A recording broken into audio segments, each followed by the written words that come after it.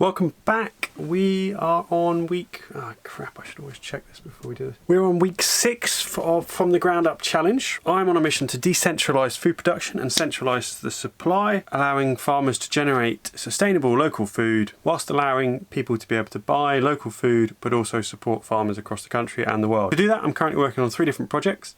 Number 1 is the farm here, where we're running a herd of lowline Australian lowline cattle, and we're also running a flock of currently 350 laying hens. We're working towards getting to a flock of 650 laying hens, and the running of the farm around that. And then we are also working on number 2, which is the social media side of things. So I'm currently running this YouTube channel, which is in its early days. I also work on TikTok and run a Come Collect Eggs With Me series over there.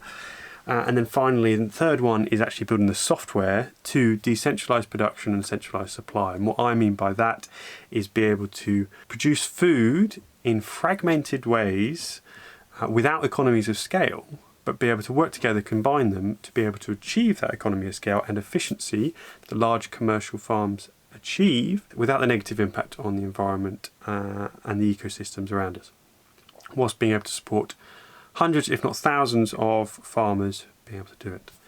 I'm in the early days of all 3 of those. And yeah, so what I'll do is I'll jump in and we'll walk through each one of those things. This has been a hell of a week, and number 1 in the farming world. And I thought what we'd do is actually, I'm just about to edit the footage that I took earlier in the week. And I thought we should probably watch it together. I was meant to start filming Come Collect Eggs With Me, as many of you know, last Monday. Many of you, the 100 people that are watching this video know. I was meant to filming Come Collect Eggs With Me last week. This is how it went.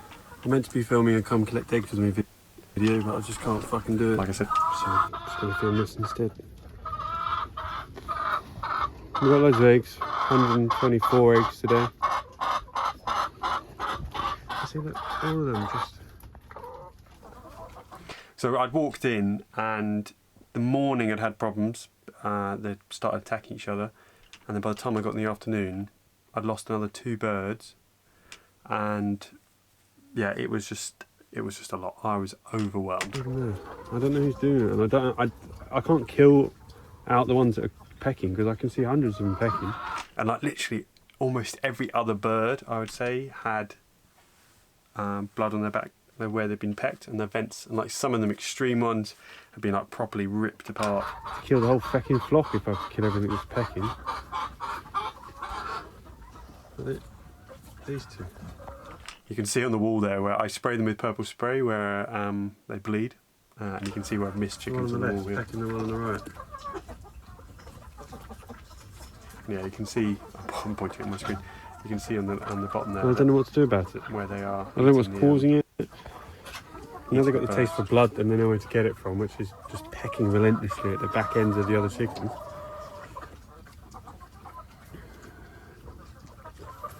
I'm going to try taking some chickens out when I put the cockerels in tonight. I'll take some of the hens out. So I've actually split them into 3 houses now. We've got L2, which has got 140 hens in. We've got B1, we've got 30 hens in. And then B2 has got another 30 hens in. It's just been a fucking day. We also just discovered we dehydrated a load of feet and chicken necks. I'd forgotten about this. I processed the cockerels 3 months ago. So we had 40 of them. So we had 80 feet, which we dehydrate in the dehydrator at about 60 degrees for 24, 48 hours. Makes perfect dog treats. We just found a box of them. And I left them in a box, in a cardboard box, which I thought would be fine. And I've just seen they've gone mouldy as well. So we didn't lose all of them, but fuck, those are the kind of things that really, yeah, they're just always on the top of other stuff. It's just relentless. It's just always relentless, and I haven't done what I need to do, which is finish off the platform. That's taking longer. Some quality filming as we're here as well. It's just hard. I just question why I'm doing all this, and if I'm doing it for the right reasons, or whether we're doing it for some weird, twisted, narcissistic, I don't know. And then I think, well, I could just go back to my old job, but my old job's not going to be there in 5 years, you know? The world is changing so fast, and maybe I'm being dramatic about it, but product development, software product development, it's not a career anymore. If you're in software product development, it is still a career. It's just not a potential future career if you're currently a farmer and you're looking to get back into it. 5 years at best, probably. So what I'm talking about here is the development of agents, AI agents, to be able to do the job that we do as product developers. And software engineers, particularly if you're coming into software engineering right now, I would really consider what your career path is going to look like. Product managers probably have a bit longer because you still need to coordinate these agents, but yeah, it's going to be changing. It's one of the first places it's going to change. AI is going to change all of the job markets, but software development is going to be the first. Then it's just going to be first past the post. And what I'm talking about here is I'm just terrified that someone else is going to build this much faster than I am, in a better way, with more money and smarter than I am. And when I'm talking about being narcissistic there, it's a bit extreme, but I really want to build this. Like, I want to be the one that fixes this problem and brings us in. And something I challenge myself on is actually,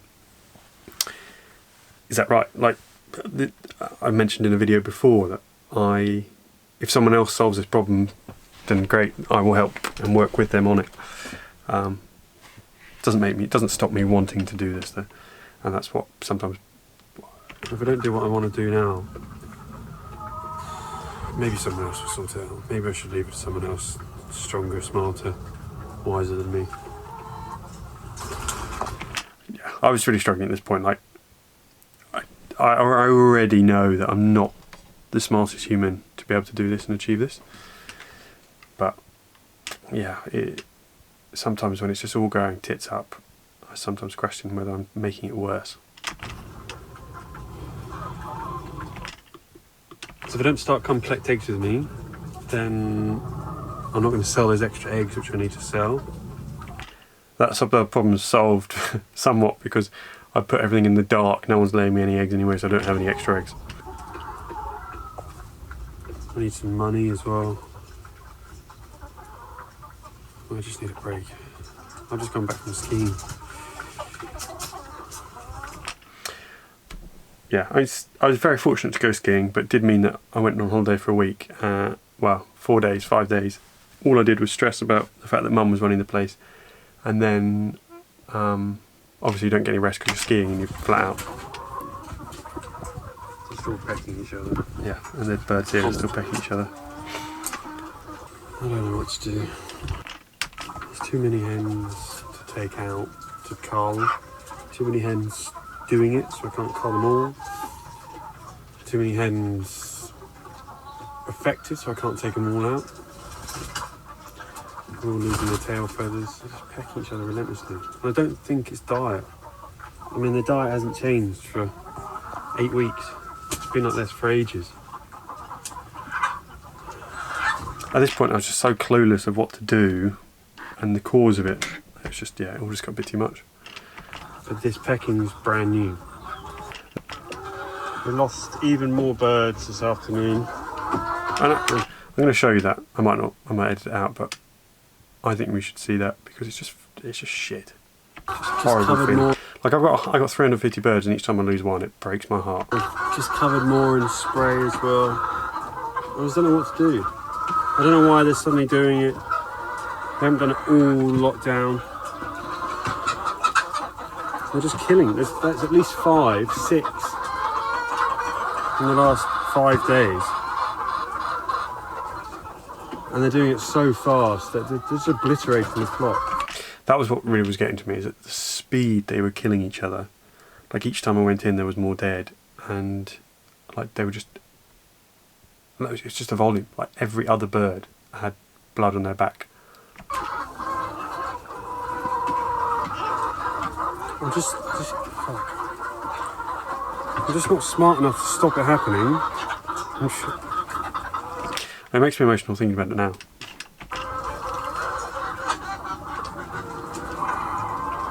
And I hate it. And what's the fucking point of it all? This isn't a sustainable way to fucking choose eggs.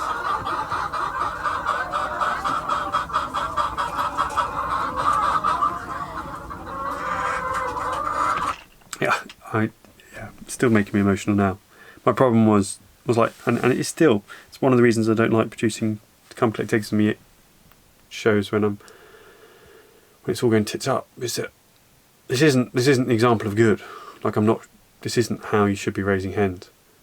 It happens, and like I'm not going to beat myself up and say that I'm the only chicken farm that's got chickens currently killing each other in lockdown. I've stopped it. I lost 6-7 birds, and I might lose some more because they're ill. But yeah, fuck, it's a killer.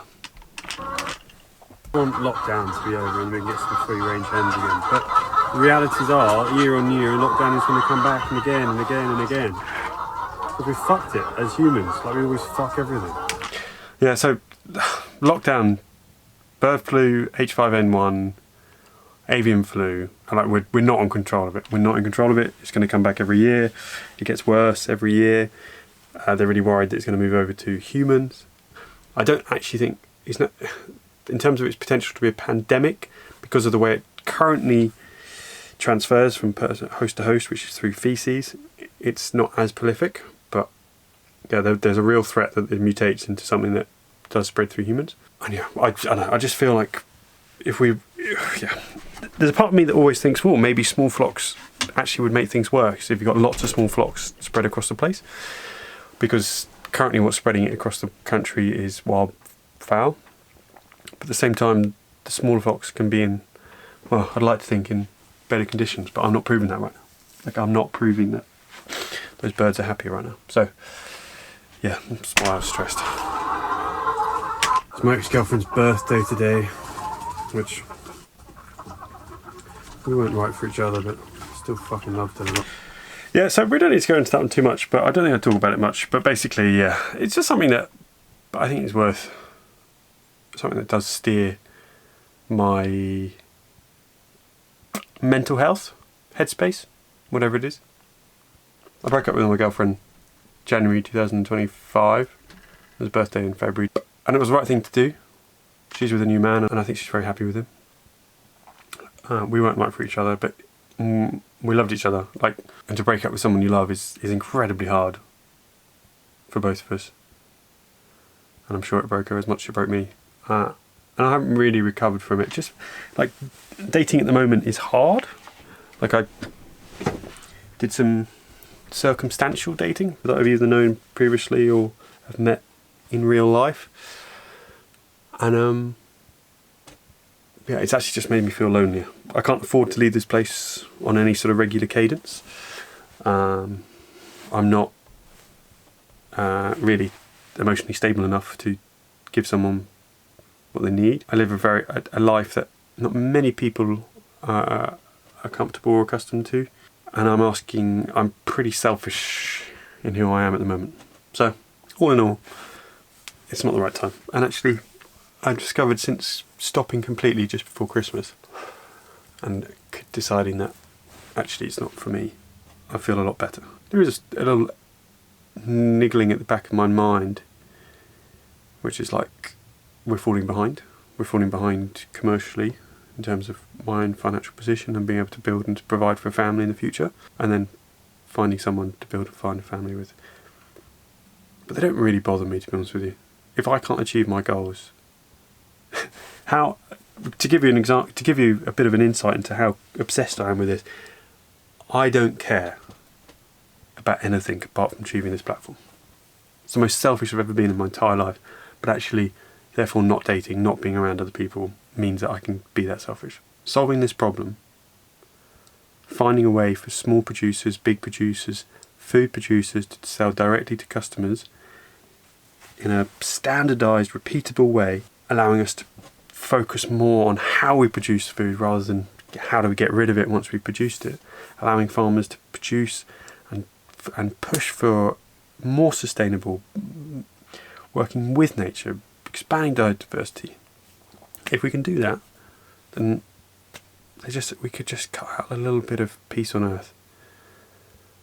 It won't solve all the world's problems, but if you can take the onus off individuals and be like, don't worry, we've got you. Your food is produced in a way that is not damaging the environment. It's looking after the soil that produces it. If it's meat, we're looking after the animals that we're doing it. We're working in symbiotic relationships. Yeah, that's the goal. Anyway, right. Okay. Thanks, Siri. After all that, basically what I did, got a massive tarp, shoved it over the top of the chicken house, put them into darkness so they couldn't see the blood, and then I've slowly started raising that up and up. I raised it a little bit too much today, I think, because I've just seen some more blood on birds today, but I've got to break the habit. Once you break the habit, they can pretty much be okay. It seems to be the slower movers. I've only lost Black Copper Morans, which is the only hen that I currently care about because I'm trying to breed them at the moment. So that's why the cockerels are in there, is because it's time to breed the next flock. So I need to be able to get fertile eggs. To be able to get fertile eggs, I need lots of cockerels. So it's a whole different problem. They cause their own chaos in there. I've also been studying the attack angles, and they seem to be getting pecked from underneath. So I've raised the perches up. I've moved the nest boxes around, trying to stop that angle and being able to get. But I've never seen vent pecking before. I've seen feather pecking, where they peck the feathers off the top of their pin feathers, which is on the back above just one on their tail feathers. But I've never seen vent pecking. I knew it was a thing through my research, but I've not seen it like this. It's horrific.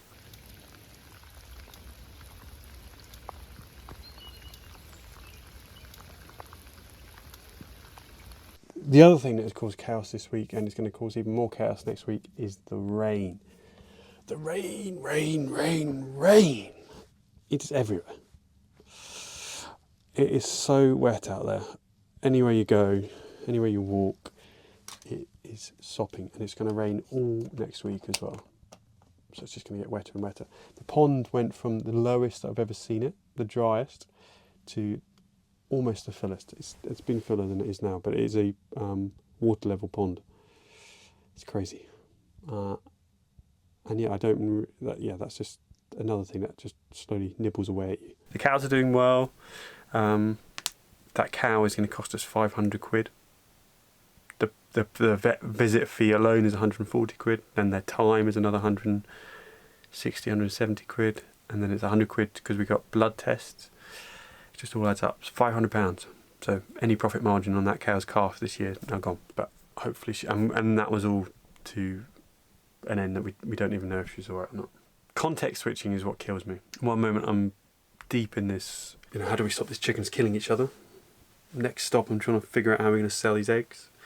Although it's less of a problem now because I'm not laying as many. Trying to figure a way to pay the bills, figure out which invoices are currently outstanding, and navigate the political side of things, family side of things. Living with mum and dad. I wouldn't be able to do this without mum and dad. Categorically would not be able to do this as it is today without them. But yeah, it's hard. Trying to make sure that both feel listened to, supported, and at the same time give them the clarity of what I'm trying to do. At the same time figure out what the hell I'm trying to do. And then continue to context switch between things like even just laying the hedge. Laying it at the moment, trying to figure out which order I've got to chop the trees down to make sure it lays the nicest, because it hasn't been laid for many years. So even just that will sit in the back of my mind as I'm trying to unpick that when I've gone off and done different tasks. The cattle, we're thinking about grazing. I'm thinking about what I'm going to do with 11 calves this year, if they all calf.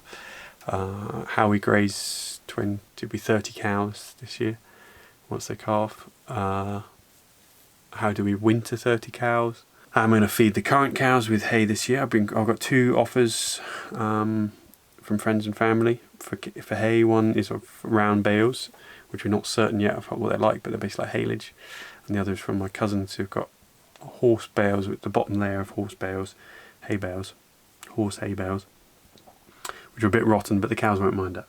And keeping them all in condition, which so far is so good. And then we've got the platform, like figuring out what kind of pricing, how do I price the platform, how do I win customers, what do I, the actual design and implementation of it, and working to try and do that, and what the rollout plan looks like, whether I've got the right, what's the scope, whether I'm actually thinking about it bigger picture enough. Am I thinking, are we a white label, are we the infrastructure? Making sure that I'm actually reminding myself that we are the pipeline, the backbone, rather than getting too far close to the customer. All that context switching is just constant. And I had it in my last job, but it's context switching within the same sort of thing. Like we're working financial advice and building a system. And yes, you jump between managing teams and personal matters within teams to implementation design questions. But I knew that system like the back of my hand. It was easy. I know I'm quite good at people. I understood what was needed from people. But here, it's just a barrage of stuff I don't know. The layout isn't quite going to plan here, but that was effectively the farm. Social media. I'm actually I started filming this afternoon. I've got two things.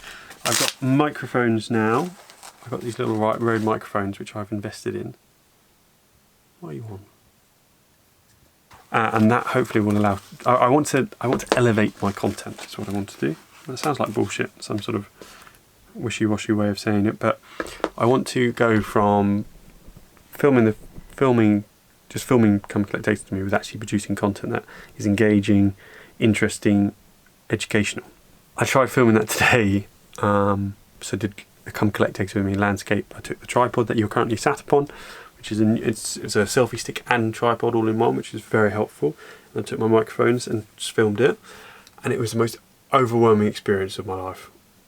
And my mental health isn't the strongest right now, and so I do get easily overwhelmed, which I'm not terribly proud of, but it's just the reality that I find myself in. And it was just overstimulating. Maybe not overwhelmed, but overstimulated. Just the number of birds, the sound, the smell. It was just, and then the noise, and then trying to do it and carry all these things. And then I found another ill hen, which I had to move. Yeah, it's just overstimulating. So I think I will do Come Collect Data with me. I don't think I'm going to do them every day. I am going to do full-length ones on YouTube. I filmed one today, and I'll be interested to see how I get on, what the structure was like, whether it is interesting at all when I edit it tomorrow. There's a potential that I could just do almost like a fixed camera point of view, and then just chat whilst I collect eggs.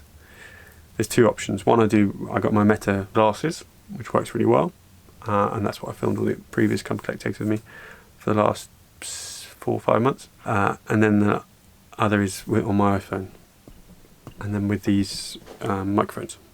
So those are both recommendations from chat from TikTok. And right, I've had to move to my new microphone because my camera died. So I'm going to wrap this up. Yeah, Come Collect Eggs with me. I'll edit it and put together basically what we did yesterday, which was the tester. Social media, and apologies to everyone that I've been waiting. I know there's a few of you. What is exciting though, we have hit 900 subscribers here on YouTube, which is very exciting. Only 100 away from being monetized, which I think is 1,000. Whilst I really enjoy the Come Collect Eggs with me, this is the stuff that I want to be doing. So I'm in two minds about what I do with Come Collect Eggs with me over the next few weeks. For a whole host of reasons, I need to start it. So I think I'll probably do some. I'm not going to do like a proper challenge. Although that being said, that's what really attracts people. I don't know. The platform itself is coming along pretty well. I've done a lot of work on that. Still not done, which is the main problem. Yeah, at some point I'm going to do a demo on here, just to talk through what I'm doing and why. Because I think even my family and my close friends and family don't really know what I'm building. And especially yourselves here, because I've never really explained it very well. I'm not very good at explaining it, so I think if I demo it here, at least I'll get better at talking about it.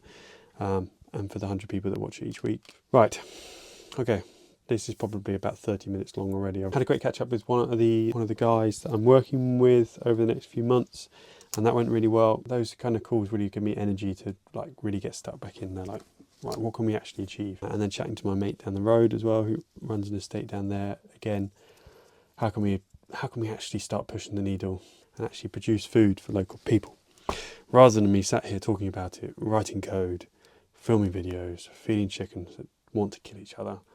How can I start moving the needle? We'll find out. See you later.